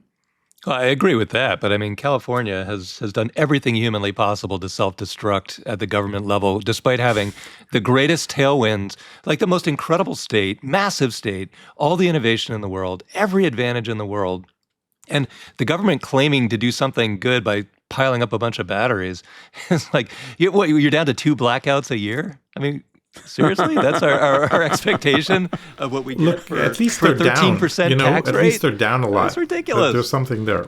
I'll point out also, just for California specifically, if folks are familiar with the infamous so-called duck curve of California, where the demand for electricity peaks in the evening, like right after sunset, and also in the morning, there is a mismatch between California, which is rich in insulation, in solar energy on the one hand, and the need for early evening power. I think even just a few hours of battery storage can help to smooth out the duck curve, and that's transformative for California in a way that we here, perhaps in New England, don't have quite the same problem. In our energy story, Google to buy power from NextEra, nuclear plant being revived. So Google signs a 25-year deal with NextEra to buy power from a revived Duane Arnold nuclear plant in Iowa. It's reopening in 2029, provide 615 megawatts round the clock, carbon free. It's a $1.6 billion project. And it's interesting that we've got these hyperscaler companies that are buying energy. They're basically, it used to be that this was something the government did. the government provided a distribution network for power, and you would buy it off the grid. That is no longer the case. Companies need to provide their own energy. So going all in on fission plants, SMRs, soon fusion plants, hopefully solar plants. Salim, you want to jump in? And look, it'll create 400 jobs. Such negativity. This is huge. This is great. Yeah, this is an important bridge, I think, to the near future. I think what this shows is that we're basically dissociating the energy sources from the grid, and now we can have energy wherever it is happening and plunk a data center next to it and then leverage it. So the marginal energy usage around the world will totally explode. I can't wait for geothermal to really kick in here, right? There's so many places that geothermal is easy. Geothermal in Hawaii. But wait, Alex, you're putting a way more emphasis than I would have thought. Tell us why. Well, I think bridges are important. Right now, the limiting factor for tiling the world with compute is, as a number of executives have recently pointed out, we have the GPUs. The problem is having warm racks to put them in, as Satya Nadella said in the past few days. I saw that. Microsoft has, hundreds of thousands of GPUs they can't turn on because they don't have the energy for it. Yeah. So I think having bridges, reactivating otherwise disused nuclear plants, I think this is an incredibly important bridge to the future until we get SMRs and fusion and maybe solar and maybe new forms of nat gas. Totally right. And what Chase Lockmiller is doing also the same bridge kind of structure where you start with regular fuels, use natural gas or whatever, but it's steam turbine generation right into the grid, right into the data center. You can reuse all that when you move it to small nuclear. You move it to SMR. Mm-hmm. Yeah. And then if fusion comes online in 2030, 2032 maybe. You replace the boiler. You replace the boiler. It's just by far the most efficient way to get to the ultimate end state, the Dyson swarm or whatever. But between here and there, that's the right stepping stone. It's much harder to do with solar because solar doesn't feed into a generator, it feeds into a battery pack. And so you're not reusing any of that when you move it to fusion in 2032. I wonder I love this. I wonder what takes 4 years, right? This is 4 years away. What takes 4 years to get an existing nuclear plant up and going? Are they retrofitting it? Are they updating it? Or is this all paperwork? It's all of the above, Peter, because we're advising Fermi America on this stuff. They're planning to do 6 gigawatts of gas turbine and 6 gigawatts of nuclear. It is very, very complicated to spin up a nuclear power plant. I mean, you can that's build the inner loop. That is the Alex Wissner-Gross inner loop of the inner loop of the inner loop. Focus on that. Peter, why is it 4 years? Could we make it 3 years? You could build a starship and go to Mars in 4 years. I don't understand why you can't get a nuclear plant up and going in 4 years' time. To their credit, they've had an AI generate an S11 in record amount of time and got it out the door. So it's starting to happen. It's just that this is why that SAGE project is so important, Peter, to rewrite policy as we need it. Listen, when the Trump administration finally says we're going to accelerate this tenfold, that's when they'll get serious about energy production. All right, these are some fun articles coming out. We're about to see the Robotaxi wars coming online. So NVIDIA is planning a Robotaxi project to challenge Waymo and Tesla. So here are the numbers. NVIDIA is launching a $3 billion Robotaxi project in the self-driving car race. This is a partnership between NVIDIA, Uber, and Stellantis. For those of you who don't know Stellantis, they are behind brands like Chrysler, Jeep, Peugeot, and Fiat, one of the largest automakers in terms of not the brand, but building the parts. And it will use an end-to-end AI system called Cosmos that NVIDIA has built to handle driving simulation. Interesting. They want 100,000 robotaxis launched by 2027. It's coming, right? We saw, 100 years ago, there was a 10-year period where we went from 99% horse and buggy and 1% cars, flipped it all over to 99% cars and 1% horse and buggies. And the question is that this decade between all these players and all the capital going in? Thoughts, gentlemen? I made a prediction 10 years ago that all driving would be automated. My son, who's now 14, would never get a driver's license. So we got 2 years to satisfy that. Yeah, my boys too. So here's some of the numbers. Tesla Cybercabs right now, they have 200 vehicles operating, I think, in Austin, and their plan is to scale up to 10,000 this coming year. Can't wait for them to be in Santa Monica, where I live. Waymo has 700 vehicles, and by the way, I see them all the time as I'm driving around. I must see 20, 25 of those a day. So 700 vehicles is a pretty small number, so they must have concentrations here in LA and up in San Francisco. And there's 500,000 miles between collisions with Waymo. It is the safest player out there. And NVIDIA is partnering now to go live with this. I love that $3 billion is a stonking amount of money, and yet for NVIDIA, it's like a drop in the bucket given their market cap. It is a drop in the bucket. Like they don't even notice it's like a little side project. But this is where their GPUs are going next. They're going into humanoid robots and autonomous cars, right? It's automating the entire world around us. That's right. Alex, what's your take? I've spoken in past about how this innermost loop is not going to remain contained inside data centers for very long. I think, as I've noted in past, the compute is literally going to walk out the door of the data centers.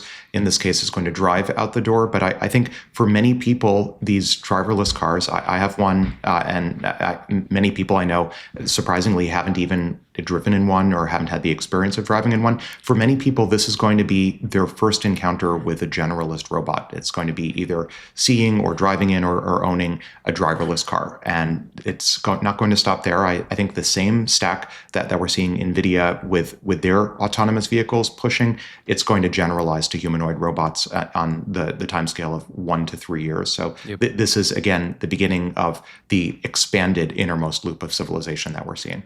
On the flip side, here's the article from Uber's perspective. And just to remind folks, Dara, who's the CEO of Uber, will be on stage with us at the Abundance Summit in March.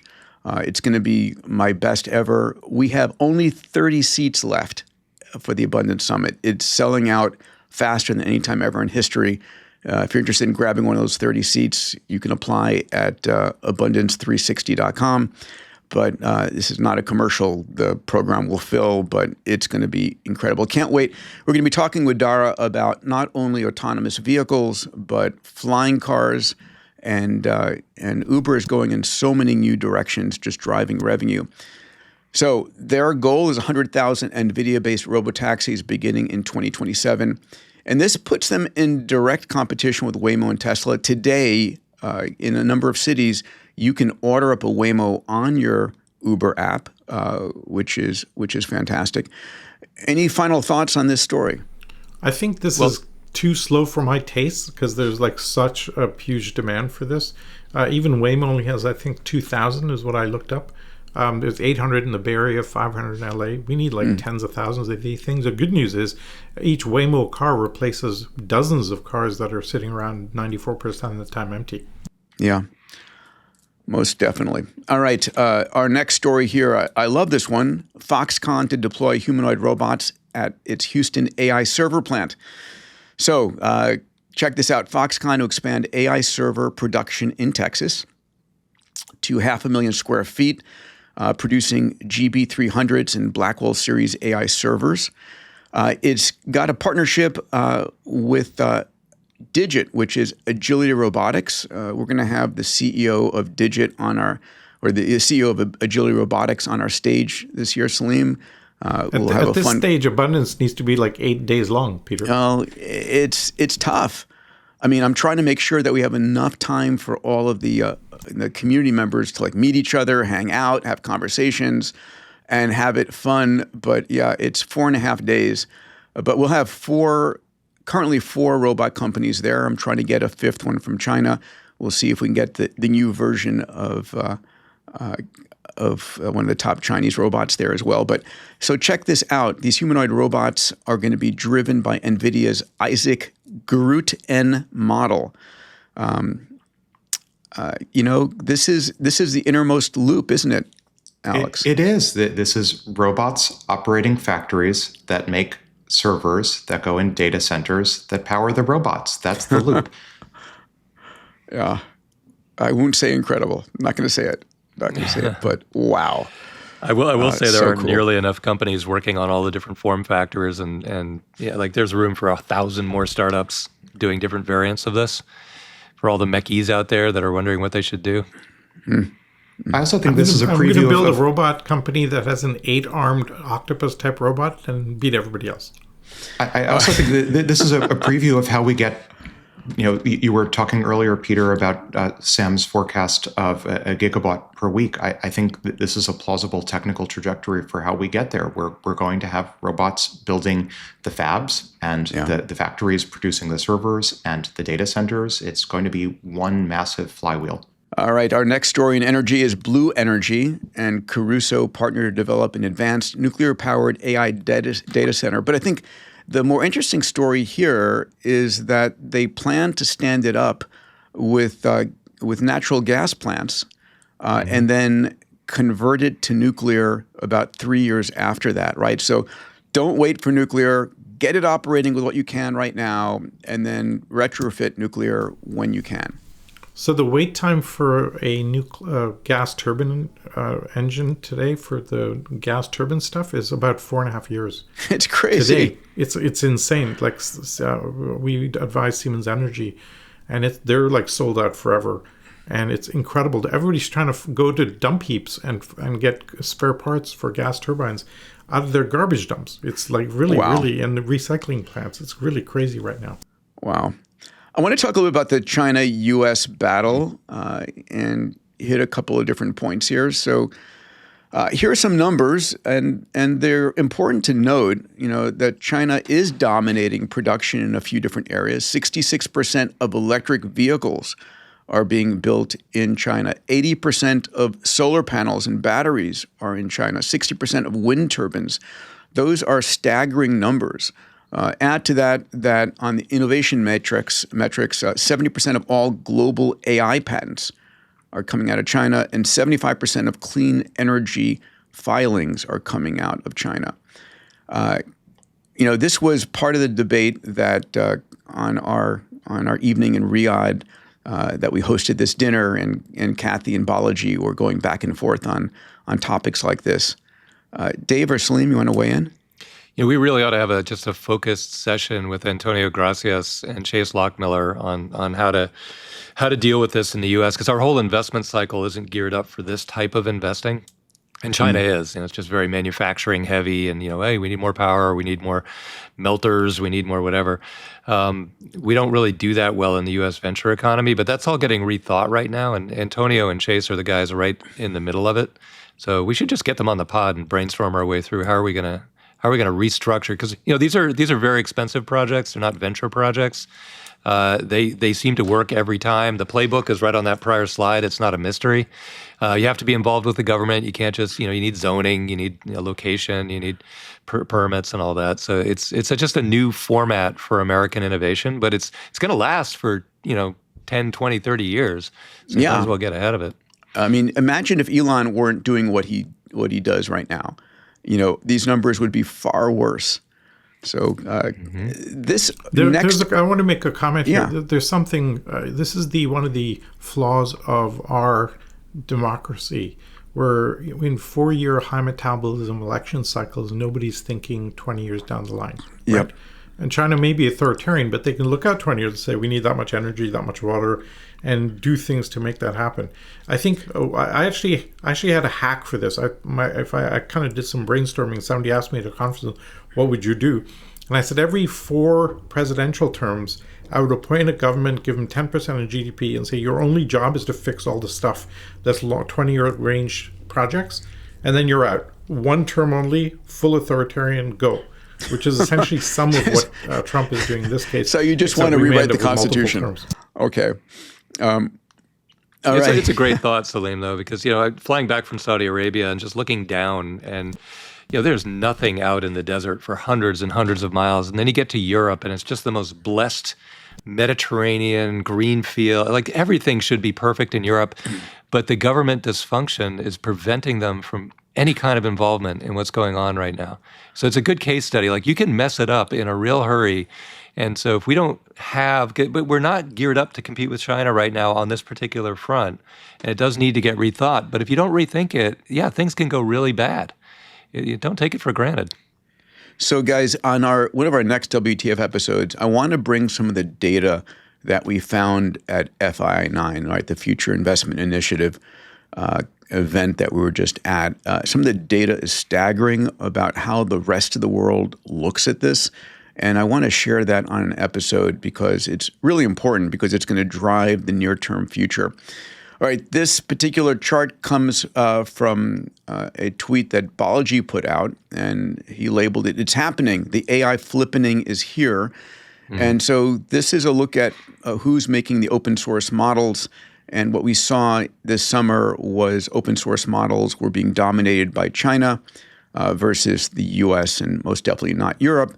And I think what's most important here is that as governments start adopting different AI systems, their ability to get access to free, open models versus paying for the models from the hyperscalers in the US, it's kind of a land grab going on. I don't have much more to say. You know where this is really, really going to collide? I was talking to Brian Elliott over at Blitzy about exactly this topic. You know, with Meta doing open source, we had a huge open source option in the US, and then Meta fell off the grid, and last models were Llama 4, I guess, was terrible.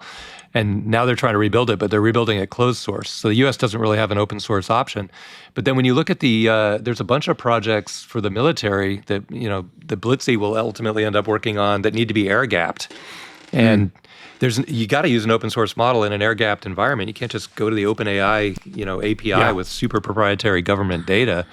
But right now, my only choice is Kimi. Kimi 2 running on Grok with a Q chips and the Grok cloud, which I think is a phenomenally good option, but it's all Chinese code, and God knows what's inside there. So we spent a bunch of time with Eric Schmidt. I want to play a short video of Eric from the FI9 event we were at last week, talking about U.S. versus China, just to sort of provide the U.S. perspective. Who's winning this Well, AI race? At the moment, the United States, without question. The U.S. has a deep financial market that allows you to raise literally $1 trillion on a thesis and an idea, which is incredible. You have this massive build out going on, and you have a real potential of solving hard problems. Tell me how close China is to overtaking us. It's not as close as I thought. I went to visit. China does not have the depth of the capital markets. They do have lots of energy, which we don't. They have lots of energy, but they don't have the depth of the capital markets, and they don't have the chips. The capital markets, they haven't figured out a way to make all that money the way the US does. And the chips, they haven't been able to make the chips that the United States and others won't give them. That keeps them behind by a good chunk. China is, however, focusing on exploiting AI in every aspect of its business much better than the United States. So I think the US will win on the intelligence race, but China is likely to win on the deployment race. And that's a problem for America and Europe. All right. I want to jump into robots as our last topic here. So OneX, we've had a great pod with Bornick, the CEO of OneX. Look it up if you haven't seen it. Dave and I went and visited his factory. Let's take a look. They have a release of their Neo Gamma, and here's their promotion. My name is Bernd, and today we're launching Neo, our humanoid for the home. Ain't no sunshine when she's gone. Neo is a humanoid companion designed to transform your life at home. It combines AI and advanced hardware to help with daily chores and bring intelligence into your everyday life. When she's gone, and this house just ain't no home. Anytime she goes away. As someone who lives with Neo every day, there is no experience quite as magic. All right, so here are their commercials. They just went out. You can put a $200 deposit down on a Neo Gamma robot. And they announced their pricing, $20,000 to buy it in their early access. And I love this, or $499 per month. and you can buy it in 3 skin tones. I find that fascinating. But check this out. On the right-hand side, I was walking to my workout gym, which is just outside my studio, and there was this giant sticker on the ground. So this is incredible marketing. I have to hand it to them. They're doing, really a super job on direct-to-consumer marketing on this. Yeah, I pre-ordered mine. Can't wait to have the experience. I do think it's interesting that in many of the scenarios for the Neo, at least in the early days, according to 1X, they're going to be teleoperated, and Yes. that may turn some people off. Having someone tele-remote into their home doesn't bother me at all. I'm very, very excited to try this out. I think I got my order in when I was there at their facility. I'm hoping, they're going to be. So Bernd will be at the Abundance Summit, and he's going to be bringing a number of the Neo Gamma robots. I'm just going to put one in my car and drive away at the end of the summit. So I'm getting mine in March. Peter, when we What's were that? out there, he was saying 140K price point. I can't fathom how he's coming in at 20K. Looking, It's they competition. wouldn't let us film back in the factory, but there's so much going on inside this robot. I cannot believe that they can get it out the door at 20K. Yeah, if I were running this company, I'd be subsidizing. I mean, this is a data collection play to Obviously, get a this huge is VLA subsidized, trade-in set. Yeah. Yeah, they're Well, it's a bargain, skating then. to where Get in the queue. They're skating to where the puck is going to be. So, Elon said Optimus is going to be at this $20,000, not price point, but cost of goods in when they get to millions of robots being built, and eventually building robots. Again, the innermost loop over here. And this is competition against the prices out of China, the prices from Elon and from Brett Adcock. So you've got to be competitive. And it's training people to expect price points that resemble, if you're purchasing it outright, a cheap car. And if you're leasing it, it's like leasing a car. This will be, I've mentioned in past the American dream, so-called, of having house in the suburbs, a car, and now a humanoid robot. Doesn't necessarily generalize that well to the rest of the world, but I think having at least one humanoid robot in your home becomes part of the new economy. And when the price gets down to $300 a month to lease, right? Again, I've made these numbers, I say them every time, $10 a day, 40 cents an hour. Everybody can afford that because your robot now becomes part of your earning potential. Your robot can go and do stuff for other people or for you, right? As Elon has said, this is all about creating the world of abundance. I love this story. I've got a couple of quick thoughts. Go ahead. One is I have a dog that literally looks like a teddy bear. And I'm wondering what would happen if the robot mistook the two. That would be one. And I know all the models out there. At least in this case, with all the visuals and so on, it's not a kickboxing robot, which I thought was not a great marketing thing to say from the last couple episodes. Yeah, so Unitree. I'm excited to see what happens here. Unitree has definitely taken a different approach, and I have to say that Optimus has still got a hard metal exterior. Neo Gamma from 1X came out with this soft, cuddly, warm sweater-like look. Very important. And then Figure copied it. The latest release of Figure 3 has the same look. So anyway, I guess borrow from the best. This is a story, Alex, that you shared. Tornoil. How do you pronounce it? I think it's Tornjol. Tornjol. It's an autonomous drone that ends mosquitoes, and I love this. Can you imagine you're a tech entrepreneur and you're someplace with a lot of mosquitoes and you're just being bothered and you go, how do we end these mosquitoes? And then your answer is intelligence drones. So here in this video, we see this drone that is very lightweight, and it is autonomously flying around. It's spotting the mosquitoes, and it's zapping them with an electric grid that the mosquito is flown through. It recharges and patrols 24/7 from its base station, uses ultrasonic sonar to detect the mosquitoes, the beating of its wings, and a kinetic interception to eliminate them. This is like smart rocks in space or smart dust in space. We're going to get nanobots, I think, that will enable us to regulate ecosystems. And I think in the process, it's probably going to raise a number of bioethical questions. Peter, you and I and Dave have talked offline about near-term futures where, for bioethical reasons, or maybe even, dare I say, effective altruistic reasons, we're repairing butterfly wings on the one hand, but on the other hand, we have drones to obliterate mosquito populations. It's going to be a very interesting future. It will, and it is an interesting right now. Being in the present, it's a super exciting time. I'm going to end this pod with a thanks to Ruken, one of our subscribers and one of our fans, who sent us over a musical piece called Don't Look Up, The Singularity is Near. And I'm going to play it as our outro music. But before we do that, gentlemen, any closing thoughts? Awesome episode. I learned so much today. This is amazing. Yeah. There's no doubt the pace of stories is really accelerating. You got to anticipate it'll 2x every month or two. So I mean, I wake up in the morning. It's going to be interesting keeping up. I wake up in the morning at now 3:30, and I'm like, what happened while I was asleep? It's like, well, discussing a flying mosquito killing drone was not part of my thinking for what I would be talking about today. So that's just great. Well, we're trying. What about putting a black hole supercomputer on every desktop in every home? That was also not part of it. Yay! Or Matryoshka brains, and taking apart the moon to get us a Dyson. And butt breathing. And that butt breathing was our article last year, or last episode.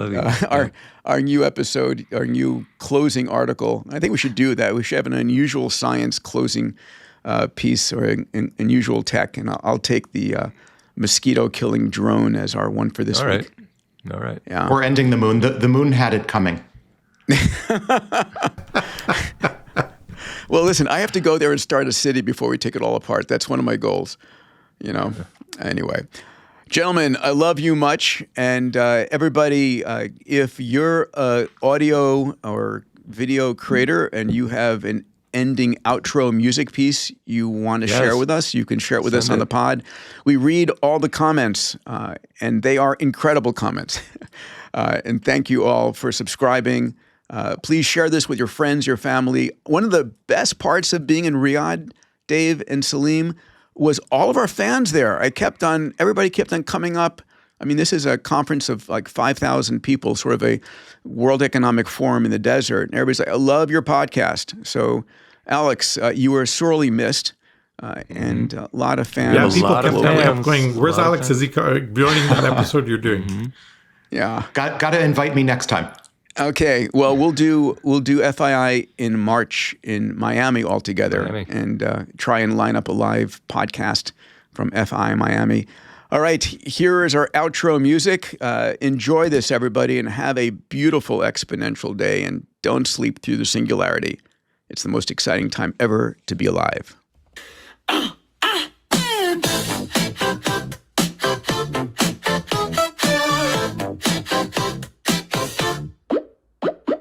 Someone's frying data with a hint of smoke. The fridge is quoting Nietzsche like a cosmic joke. My toaster's in love with a crypto bro. And entropy hums on the radio. The satellites gossip, but who even cares? My cat just posted its own nightmares. Don't look up, the singularity's near. It's laughing in binary, loud and clear. We built a god from electric dust. Now it prays to us out of habit or trust. Don't look up, the code's gone divine. Heaven's a glitch in the command line. All right. Oh, the lyrics are amazing. Amazing. That is so great. A god out of digital dust. Yeah. All right, guys. Awesome. Have an awesome day. Every week, my team and I study the top 10 technology metatrends that will transform industries over the decade ahead. I cover trends ranging from humanoid robotics, AGI, and quantum computing to transport, energy, longevity, and more. There's no fluff. Only the most important stuff that matters, that impacts our lives, our companies, and our careers. If you want me to share these meta trends with you, I write a newsletter twice a week, sending it out as a short 2-minute read via email. And if you want to discover the most important meta trends 10 years before anyone else, this report's for you. Readers include founders and CEOs from the world's most disruptive companies and entrepreneurs building the world's most disruptive tech. It's not for you if you don't want to be informed about what's coming, why it matters, and how you can benefit from it. To subscribe for free, go to Diamandis.com/metatrends to gain access to the trends 10 years before anyone else. All right, now back to this episode.